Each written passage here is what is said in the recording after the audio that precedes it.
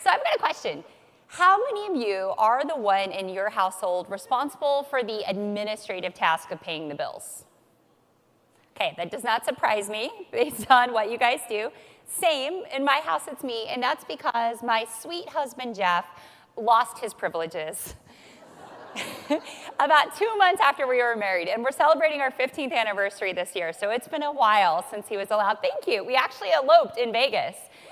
So if anybody's like considering it, if you're on the fence, I highly recommend. I can give 2 thumbs up for the idea of eloping in Vegas. But shortly after we were married, we were moving from the studio apartment in Manhattan, where I had been living, to a slightly smaller 1-bedroom apartment. And we loved everything about this apartment, except for one thing.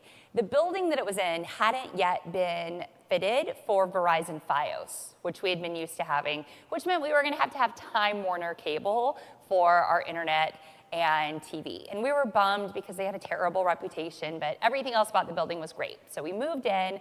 I'd called Time Warner before we moved, and they said it was going to be 11 days before they could install our cable, which just felt like an eternity to steal Wi-Fi from neighbors. But we made it, and the day of the installation came, and we flipped a coin to see who would stay home from work, because the installation window was something like, we'll be there between 8 a.m. and maybe we won't come. So Jeff loses the coin toss, and he stays home.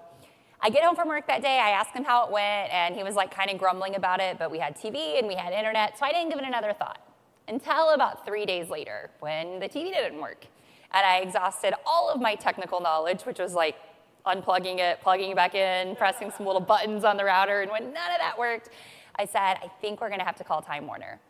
And Jeff said, no, you're going to have to call Time Warner because I'm the one who stayed home from work all day on Tuesday. And I said, okay, fair enough. So I call, and I hear your call is important to us. We'll be with you in 57 minutes or whatever it is.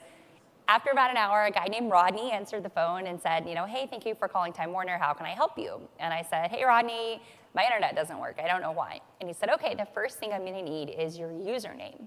And I said, I don't think we have one. We just got our service. We haven't paid a bill yet or anything. And he said, no, you definitely have one. You would have had to set it up as part of the installation process. So I walk in the other room and I say, hey, babe, do we have a username for Time Warner? And he said, oh, yeah, I made it something really easy to remember. It's TimeWarnerSucks. I'm glad you guys think it's so funny. I did not think it was funny because now I have to say it out loud to the one person standing between me and working internet. So I'm like, Rodney, I am so sorry. And hey, this was not me at all. I had nothing to do with this, but our username is TimeWarnerSucks. And he said, okay, what's your password? It's 100% true. My husband had made the password really sucks, !